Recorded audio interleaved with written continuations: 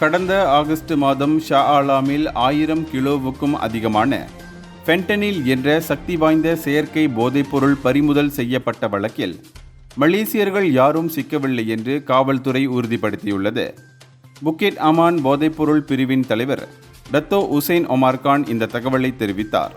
ஸ்லாங்கூர் துறைமுகங்கள் வழியாக உள்ளூர் சந்தைக்குள் நுழைய முயன்ற இந்த சம்பவத்தில் கைது செய்யப்பட்ட அனைத்து சந்தேக நபர்களும் வெளிநாட்டவர்கள் அல்லது உலகளாவிய போதைப்பொருள் அமைப்புடன் தொடர்புடையவர்கள் என்றும் இதுவரை உள்ளூர் ஈடுபாட்டிற்கு எந்த ஆதாரமும் இல்லை என்றும் அவர் கூறினார்.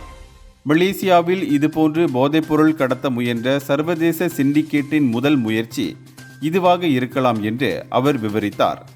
இதனிடையே ஃபென்டனில் அதன் ஆபத்தான தன்மையினால் பெரும்பாலும் வேப் அல்லது சட்டவிரோத மாத்திரைகளாக மாற்றப்படுவதால் அதிகாரிகள் தொடர்ந்து உயர் விழிப்புடன் இருக்கிறார்கள். இந்த ஆபத்தான போதைப் பொருளை மலேசிய மக்களை பாதிக்காத வண்ணம் நாட்டிற்குள் நுழையாமல் பாதுகாக்க தொடர்ந்து கண்காணிப்பை உறுதி செய்வதாகவும் காவல்துறை உறுதியளித்துள்ளது. இந்தியர்களின் இதய குரல் மக்களோசை.